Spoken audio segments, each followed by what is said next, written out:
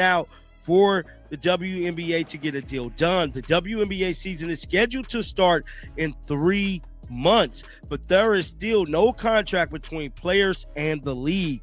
That is the holdup. There is no pen to paper. There is no deal that has been implemented for us to have a 2026 season. 3 months. That's all the time left before the WNBA season is supposed to tip off. But right now, there's no contract between the players and the league. No deal means no season. And after what just came out this past Friday, we're closer to a lockout than most fans realize. Now, the article goes on to say, after meeting face-to-face weeks ago, it seems the WNBA and players are back to negotiating yet again. It was reported that after the players submitted a CBA proposal in December, the WNBA still hasn't responded to it in February. The sides met in person in New York last week with over 40 players attending in person or via Zoom. At the meeting, the league still did not have a response ready for them, but submitted their latest proposal. Here's what's actually happening behind closed doors. The players submitted their CBA proposal back in December. We're now in late February, and the league didn't even respond to it. Think about that. The players put their demands on the table 2 months ago, and the owners just ignored it. Instead, they called a face-to-face meeting in New York last week. Over 40 players showed up, either in person or via Zoom, expecting to finally get an answer. They didn't get one. What they got was the league's counter-proposal delivered this past Friday. And according to Brianna Stewart, who spoke to CBS Sports and Rivals this week, it's not even close to acceptable. Much on the matters of the money, particularly on revenue sharing. Now, the league is holding true to wanting to give the players 15% of revenue sharing, but the players want 30%. For whatever reason, they is adamant about this 30% revenue sharing. Now, they have appeared to concede a few things to the players, one being the housing. Now, Brianna Stewart told CBS Sport and on Rival this week that yet the proposal ultimately will not be accepted by the players, mostly because the league still isn't offering enough when it comes to the revenue sharing portion. Revenue sharing. That's the sticking point that could kill this season. The players want 30% of league revenue. The WNBA is offering 15%. That's not a negotiation gap. That's a canyon, and the math tells you why this matters so much. With 30% revenue sharing, teams would have salary caps above $10 million per year. Individual max contracts would hit $2.5 million. Those are life-changing numbers for players who've been making poverty wages compared to their NBA counterparts. But at 15%, the league's current offer is literally half of that. Half the salary cap, half the max contracts, half the respect. The league did concede on housing, which players have been demanding for years. But when you're fighting for financial security, and they throw you housing as a consolation prize, that's not compromise. That's insulting. Now, this is a very important part here, guys, to get a deal done. Though the WNBA season is scheduled to start exactly 3 months, training camp usually starts about 2 to 3 weeks before the WNBA draft is happening. A week before camp kicks off, that's a month right now. Now, there are over 100 free agents who need to negotiate and sign new individual player contracts, setting the league up for an unprecedented amount of free agency period in an extremely limited amount of time. Now here's the crisis nobody's talking about. Free agency. There are over 100 free agents right now who cannot negotiate or sign new contracts until the CBA gets done. That's not just inconvenient. That's catastrophic for the upcoming season. Training camp normally starts 2 to 3 weeks before the draft. The draft happens a week before camp kicks off. We're talking about a month of preparation time that's already built into the schedule. But if this CBA doesn't get finalized in the next few weeks, free agency is going to be compressed into an impossibly short window. Picture this. The CBA finally gets signed in late March. Now you've got agents trying to negotiate deals for 100-plus players, teams scrambling to fill rosters, and everyone racing against a deadline that's already passed. Players could make terrible decisions just because there's no time for proper negotiation. Teams could overpay out of desperation or lowball because players have no leverage. No one's talking about that. No one's talking about free agency being affected by these CBA negotiations. See, a player could ultimately make the wrong decision by signing too early or not giving it enough time for their agent to negotiate their deal. See, free agency is going to be impacted the most by all of this whole WNBA CBA thing. See, I don't know, but I'm very interested to see how all of this plays out in the next coming weeks, because I stated to y'all back in probably October, November, if they do not get a deal done by March, you can pretty much count the season already 30 days delayed. And the timeline gets worse the longer this drags out. If they don't have a deal done by March, you can basically write off a May start date, push the season back 30 days, and you're not tipping off until June. Get a deal done in April, season doesn't start until July or August. But here's where it gets really complicated. USA Basketball has events scheduled for September. The FIBA Women's World Cup qualifying tournaments happen in the fall. If the WNBA season gets pushed back, suddenly you've got international commitments colliding with a delayed domestic schedule. Players would be asked to go straight from an extended WNBA season into international competition with no break. That's not sustainable. And think about next year. If this season runs all the way into December, January, maybe even February because of the delayed start, then next year's schedule has to be shorter to compensate. You can't just keep pushing everything back indefinitely. At some point, the entire calendar breaks. 30 days. Season ain't starting until June. They don't get a deal done until April. Season ain't starting until July, August. Now we do got USA Basketball coming up in September. That could be affected too. So it looked like the WNBA season, let's say they get a deal done, we can have basketball rolling over all the way until December, January, maybe even February. Could this be a ripple effect to affect everything? Because next year all season is going to have to be shorter to fix it. The leverage is shifting by the day and not in the player's direction.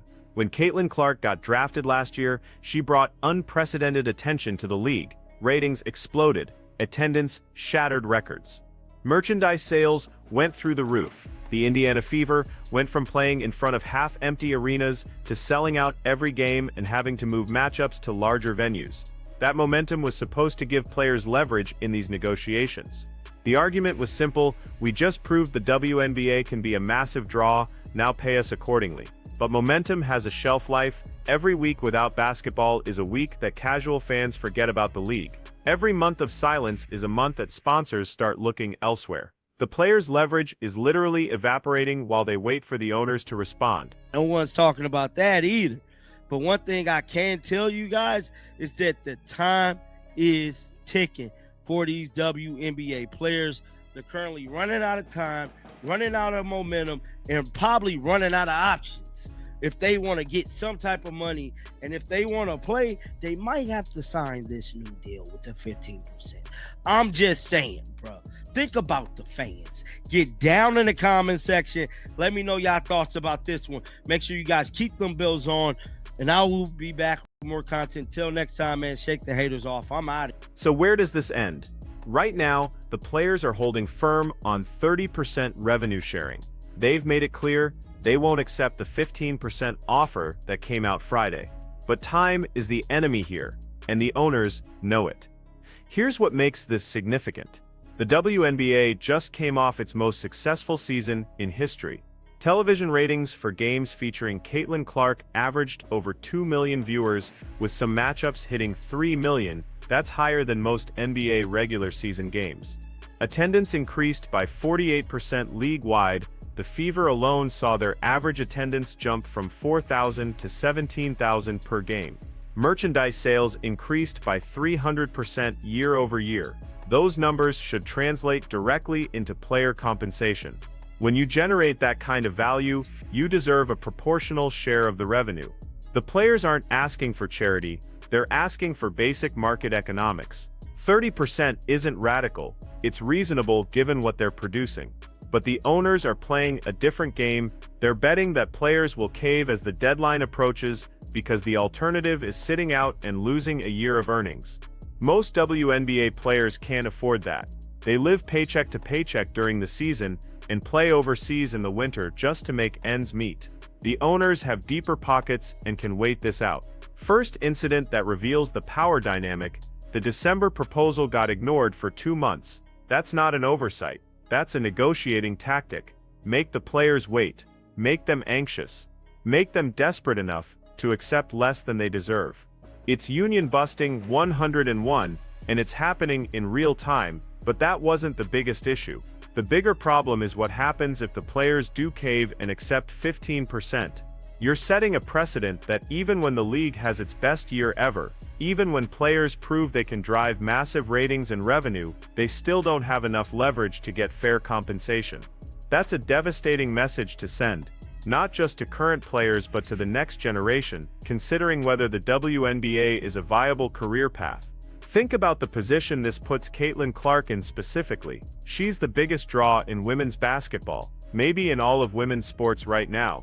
Her rookie contract pays her $76,000 for this season. Meanwhile, she's generating tens of millions in revenue for the league, the Fever, and every team she plays against. If this CBA goes through at 15%, her max contract potential gets cut in half compared to what it would be at 30%. She's literally negotiating against her own future earnings. And here's the thing about professional sports leagues. Once you establish a revenue split percentage, it's incredibly difficult to change it in future negotiations. The 15% the owners are offering isn't just for this CBA cycle, it's setting the baseline for the next decade. Accept it now, and you're locked into that structure for years. The contrast with other leagues is stark. NBA players get 50% of basketball-related income. NWSL players recently negotiated to get over 50% of revenue in their new CBA. Even Major League Soccer, which has its own financial challenges, gives players a higher percentage than what the WNBA is offering. 15% isn't industry standard, it's exploitation dressed up as progress. This dynamic is going to continue until one side breaks. Either the owners come up significantly from 15%, or the players accept less than they deserve, and we watch this same fight play out again in 5 years. There's no middle ground that makes both sides happy here.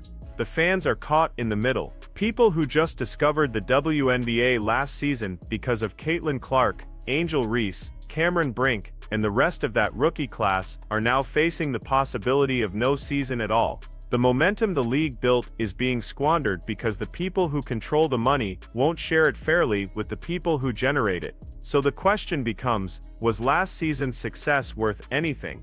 Did the record ratings, the sold-out arenas, the mainstream media coverage actually change how the league values its players? Or was it just a good year that the owners are happy to profit from without sharing those profits? Based on the 15% offer, you know the answer. The owners saw the same success everyone else did. They just don't think they need to pay for it. They're banking on players being desperate enough to accept whatever's offered, rather than risk losing a season. But here's what the owners might be miscalculating. These players have options now in ways they didn't before. Overseas leagues pay better than the WNBA in many cases. New 3-on-3 leagues and other alternative competitions are emerging. Some players could make more money sitting out and doing appearances, camps and endorsement deals than they would playing under a 15% revenue split. The leverage might not be as one-sided as the owners think. And if players decide they'd rather sit out than accept an insulting offer, the league loses way more than the players do. You can't have a WNBA season without the players. But players can have careers without the WNBA, so where does this end? My prediction: we get a deal done, but it's closer to 20% than 30%.